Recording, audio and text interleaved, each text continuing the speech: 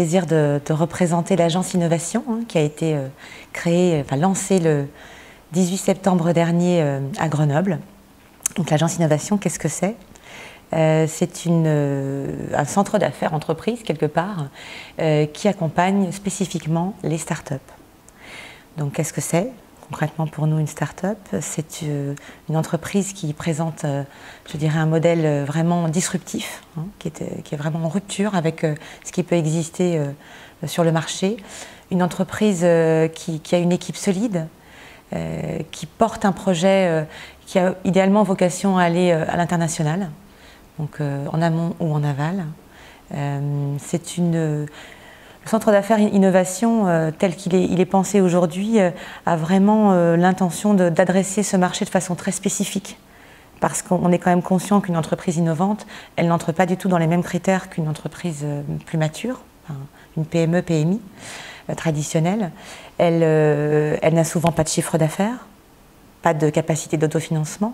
Elle présente parfois un temps d'accès au marché qui peut être plus ou moins long. Et puis surtout, elle consomme du cash. Et pour un banquier, c'est pas une vision habituelle, en tout cas dans les critères standards d'accompagnement des PME et des ETI, d'aller vers ce type de mode de financement en tout cas. Donc c'est assez nouveau pour nous. C'est une start-up au sein de la Caisse d'Épargne Rhône-Alpes que nous avons déployée en lançant cette agence Innovation aussi. Alors mon rôle précis, c'est sur l'ensemble du territoire Rhône-Alpes, c'est d'être à la fois le banquier de ces startups, au sens propre du terme, donc entrer en relation, financer, d'être un véritable partenaire dans la co-construction, je dirais, des premières étapes d'accès au marché de l'entreprise, parce que c'est souvent la phase la plus compliquée, et donc de se mettre en architecture ouverte avec elle pour trouver les bons modes de financement, des financements à la fois itératifs, partagés aussi parfois avec nos confrères pour que l'entreprise construise autour d'elle un pool bancaire durable et de façon très opérationnelle, d'être aussi sur tous les sujets qui font partie de notre boîte à outils, que ce soit l'ingénierie sociale, l'accompagnement justement à l'export, mais aussi le développement du poste client, de façon très, très classique. Pour le coup, on revient sur des schémas plus traditionnels, mais dédiés aux startups. Le premier critère que nous regardons, c'est l'équipe, la qualité de l'équipe, la complémentarité de l'équipe,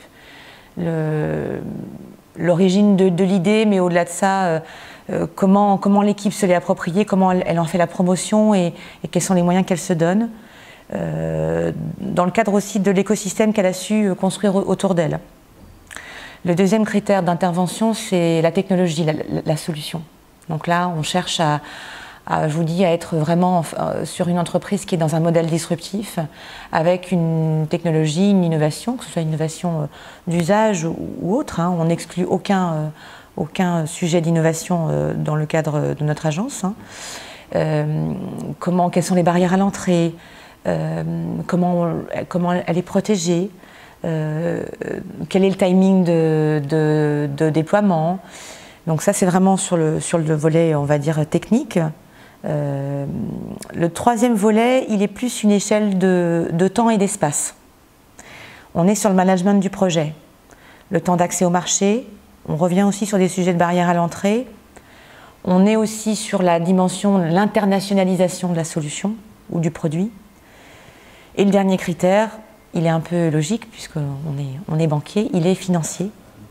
Alors financier au sens origine des fonds, la love money, la partie aussi financement public, accompagnement de la partie R, on va dire recherche, et de la partie D, la partie développement derrière, qui relèvera plus pour le coup de nos interventions en financement. Là, on est dans l'analyse du business plan, dans la critique du modèle, dans la consommation de cash. Donc tous les sujets un petit peu fondamentaux qui nous aident à calibrer le bon mode de financement que nous mettrons en œuvre derrière. BI Board a fait partie de nos clients en mode, on va dire, agence apprenante quelque part, puisque quand on a rencontré BI Board, on était dans cette construction du modèle. Donc on s'est inspiré à la fois du mode start-up dans lequel s'inscrit BI Board, dans son agilité. Et puis on a testé notre propre modèle de financement, comme je vous le disais, itératif, partagé, avec d'un côté notre effet de levier par rapport à la levée de fonds qui a pu être opérée, et de façon très opérationnelle dans les modes de financement que l'on peut mettre à disposition d'une start-up dans sa phase de lancement.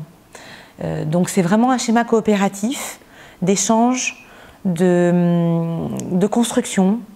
Et puis derrière ça, il y a cette logique de dire nos startups nous inspirent aussi et peuvent être contributrices, on va dire, à l'évolution de notre propre business model de banquier, puisque notamment les solutions que propose BI Board visent quand même à traiter de la donnée, à accompagner le pilotage de façon très intelligente et très intuitive.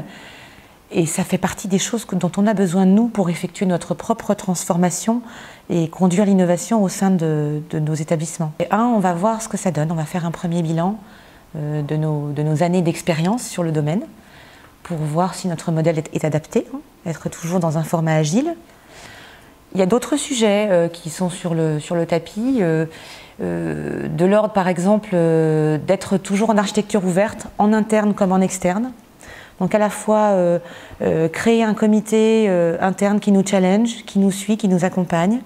Et de l'autre côté, pourquoi pas un comité externe en utilisant les compétences parfois de nos clients ou de nos experts sur les territoires en fonction de nos écosystèmes pour être plus fin, peut-être plus précis, plus dans le conseil sur l'accompagnement de nos entreprises, puisqu'elles adressent des domaines tellement divers qu'on a besoin d'être sans arrêt quand même en veille sur ces sujets-là. Donc vraiment toujours ce modèle d'architecture ouverte et en vue d'être le plus, comment dire, créatif. Garder ce côté start-up dans notre code génétique pour rester très très ouvert. Et puis derrière ça, le troisième volet, mais qui est déjà en marche en réalité, c'est de transmettre cette expérience de création de l'agence innovation au sein du groupe BPCE. Et puisque je dirais de nombreux contacts existent entre BI Board et le groupe BPCE, avec plusieurs établissements du groupe, dans la construction d'outils de pilotage notamment. Donc je pense que les choses sont bien engagées. Voilà.